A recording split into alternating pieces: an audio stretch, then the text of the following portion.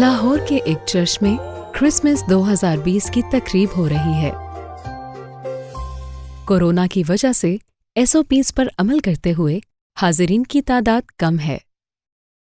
ملک کی خوشحالی اور انسان کی بھلائی کے لیے دعا ہو رہی ہے۔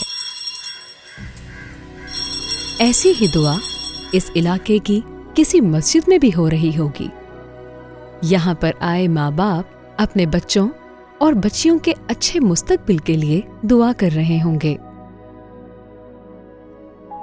ہر ماں باپ کی خواہش ہوتی ہے کہ ان کی بیٹی پڑھ لکھ کر ترقی کرے اور خوشی خوشی اپنی زندگی بسر کرے۔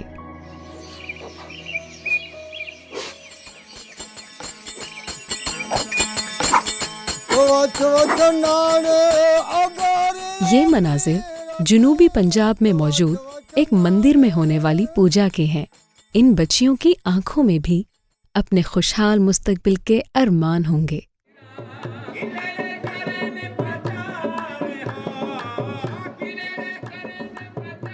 مگر اس ملک میں بسنے والے تمام لوگ کیا اپنے مذہب کے مطابق زندگی گزار سکتے ہیں؟ ستے سانسی انہاں دروازہ بجایا تے جا کے تے ٹھایا، میں بچے اپنے لے کے ستی سی اپنے کمرے چ، نال ہی روڑ دتے گھر ساڈا تے ٹھا کے زبردستی بچی سی، بچے سارے اٹھ گئے، اس ٹائم کون آ گیا تے ٹھا کے بچی نوں تے بازو کھچ کے لے گیا، میں پیچھے شور کرتی رہی۔ میں فیصلہ آباد سے ہوں، میرے ساتھ یوں کچھ ایسا ہوا ہے کہ یہ تو بہت بڑا ایویڈنس ہے نا کہ 10 سال کو 18 سال میں تبدیل کر دینا۔ پاکستان میں جبری تبدیلی مذہب کے واقعات کی آئے روز تشویشناک خبریں سننے میں آتی ہیں۔ ادارہ برائے سماجی انصاف جبری تبدیلی مذہب کے واقعات اور متاثرین کے معاملات کا جائزہ لے رہا ہے۔ ادارے نے سائلنس آف دی لیمب کے عنوان سے تحقیقی مطالعہ شائع کیا، جس میں 2013 سے لے کر 2020 تک 162 جبری تبدیلی مذہب کے واقعات اور متاثرین کا تجزیہ شامل ہے۔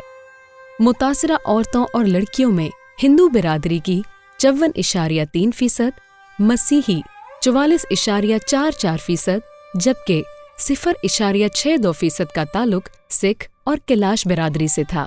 46.3% سے زائد متاثرین کی عمریں 18 سال سے کم ہیں۔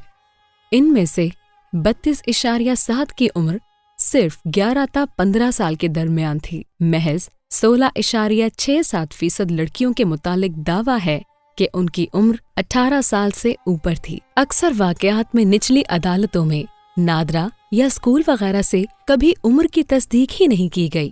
حقیقت میں کم عمر متاثرین کی تعداد حجم کے اعتبار سے ان نتائج سے زیادہ ہی ہو سکتی ہے، کیونکہ 37% سے زیادہ کی رپورٹ میں عمر کا ذکر ہی نہیں کیا گیا۔ اسی سلسلے میں 2020 میں ہی CSJ نے وزیر اعظم کے نام ایک دستخطی مہم کا بھی آغاز کیا۔ کہاں 1950 میں منڈل نے یہ بات ریز کی تھی، آج 70 سال ہو گئے ہیں اور we are still struggling with the same issue.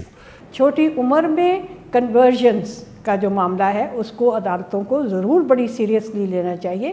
یہ بہت بڑی ایک پولیٹیکل ڈیوائیڈ ملک میں کر رہا ہے کریٹ، اور ایلینیٹ کر رہا ہے نان مسلم مائنورٹیز کو۔ 2017 میں ایک قانون تعزیرات پاکستان میں شامل کیا گیا ہے اور وہ ہے دفعہ 498 اس میں خاص طور پر کسی کمسن بچی سے اور کسی غیر مسلم بچی سے نکاح کی جو سزا ہے وہ کم از کم 5 سال قید اور 5 لاکھ جرمانہ ہے۔ اس کے لیے سرکمسٹانسز ایسے پیدا کر دیے جاتے ہیں سوشو اکنامک کہ وہ ایک قسم زبردستی کے زمرے میں بات آتی ہے۔ یہاں پہ یاد رکھیے کہ وکٹم ایک بچی ہے اور عورت ہے، تو یہ معاملہ سب سے زیادہ عورتوں کو زیادہ تحفظ دینے کی بھی بات ہے کیونکہ یہاں پر جب کوئی کنٹروورسی پیدا ہوتی ہے تو اصل وکٹم وہ عورت ہے جو اپنے خاندان کی بھی سرزنش وہ اس کو برداشت کرنی پڑتی ہے، سوسائٹی کی بھی برداشت کرنی پڑتی ہے،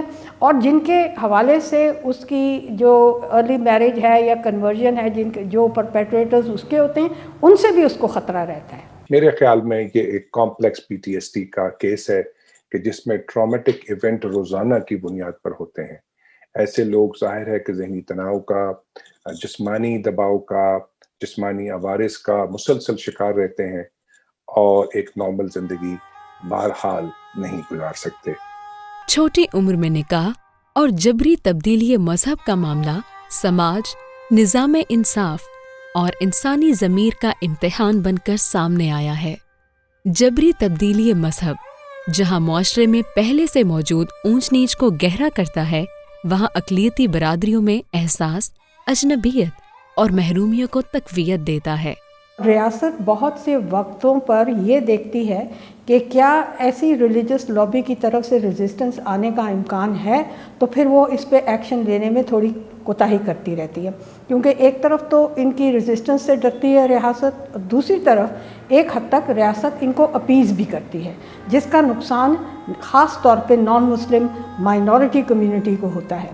سیمپل کے اعداد و شمار ظاہر کرتے ہیں کہ 2013 سے 2019-20 تک تبدیلی مذہب کے واقعات تواتر سے بڑھتے چلے گئے۔ 2014 میں 13، 2015 میں 20 اور 2016 میں 30 ہو گئے۔ گو کہ 2017 میں قدرے کم ہو کر 23 رہ گئے، پھر بھی 2018 میں 11، تاہم 2019 میں سب سے زیادہ 49، جبکہ نومبر 2020 تک 13 واقعات رپورٹ ہوئے۔ عیسائی ہے، یہودی ہے، ہندو ہے، سکھ، ان کی بھی عزت آبرو، جان و مال کی حفاظت ضروری ہے، اور جبری طور پر ان کو اسلام میں داخل نہیں کیا جا سکتا۔ ہاں، اپنی خوشی سے وہ اسلام میں داخل ہوتے ہیں تو ٹھیک ہے، اور جبر کر کے، تلوار کے زور پر، بندوق کے زور پر، یا کسی اور چیز کی مجبوری پر ان کو اسلام میں داخل کرنا یہ جائز اور درست نہیں ہے۔ ان حالات میں جبکہ پاکستان ایک ریاست کے طور پر عالمی برادری میں اپنی بہتر شناخت کو متعارف کروانے کی کوشش کر رہا ہے، ایسے واقعات کا رونما ہونا غیر موزوں ہے۔ یہ تو تاریخی لڑائی ہے، یہ فیصلہ تو رہے گا کہ پاکستان حقیقت میں کس طرف جانا چاہیے۔ ان لوگوں کی قسمت منصفانہ عملداری ہے، منصفانہ معاشرت ہے، تمدن ہے، یا ہم اس ذلت میں پڑے رہیں گے۔ ہم اس ذلت کے حقدار نہیں ہیں، ہم باوقار شہری، باوقار انسان ہیں، اور ہمیں یہ کام کرنا پڑے گا۔ بے شک مذہبی انتہا پسندی اور دہشت گردی کے واقعات نے اندرونی طور پر سب سے زیادہ اقلیتی حلقوں کو ہی نقصان پہنچایا۔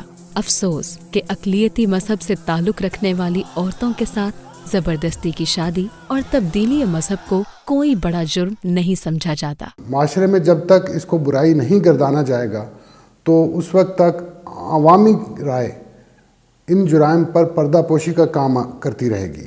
اعداد و شمار کے مطابق تقریباً 52% تبدیلی مذہب کے واقعات پنجاب میں، 44% سندھ میں، جبکہ 1.23 مرکز اور خیبر پختونخوا اور 0.6% بلوچستان میں رونما ہوئے۔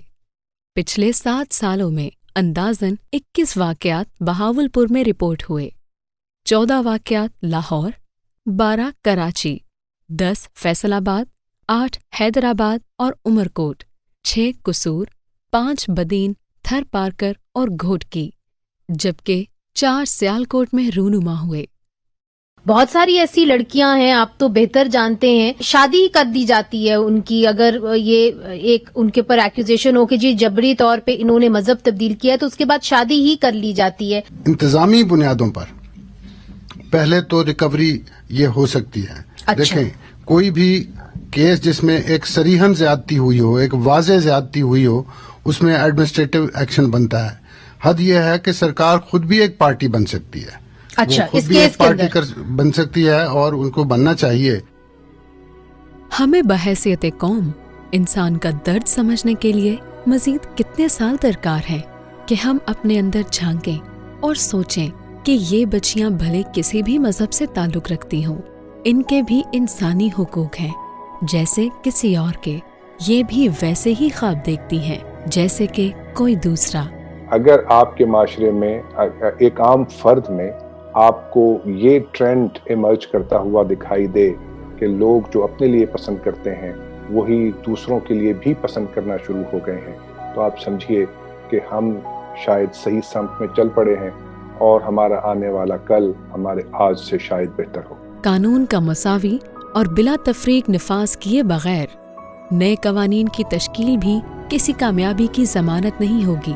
ملک کے اندر جو قانون ہے اس میں یکسانیت لانے کی ضرورت ہے. 18 سال عمر ہونی چاہیے سارے ملک میں، اس سے پہلے نکاح کی اجازت نہیں ہونی چاہیے. اس معاملے پر قابو پانے کے لیے ضروری یہ ہے FIR کا اندراج وہ صحیح دفعہ کے تحت ہو.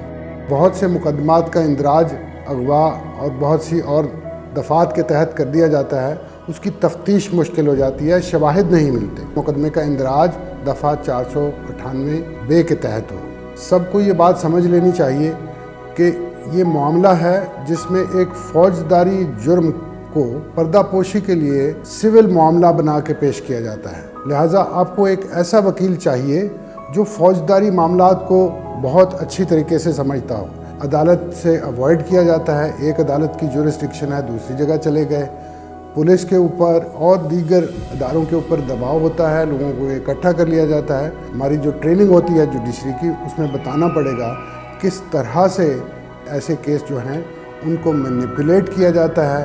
یہ بات البتہ درست ہے کہ بالغ عمر میں اور مرضی سے اپنے نکاح کرنا، اپنی زندگی کا فیصلہ کرنا یقیناً وہ سب کا حق ہے، لیکن یہ جرائم ہیں جو چھپائے جاتے ہیں، ان کا تدارک انہی طریقوں سے ہو سکتا ہے. ہمیں اپنے سماج کو خوبصورت بنانے کے لیے افراد کے نام بدلنے کی نہیں، اپنی سماجی و مذہبی رنگا رنگی کو تسلیم کرنے کی ضرورت ہے. آج پاکستان کی اقلیتی بیٹی تحفظ کے لیے پکار رہی ہے. خدا را ایسے قوانین بنائے جائیں جن پہ فوری عمل درآمد کر کے ان جبری مذاہب کی تبدیلیوں کو ختم کروایا جائے، ان کو جینے کا حق دیا جائے.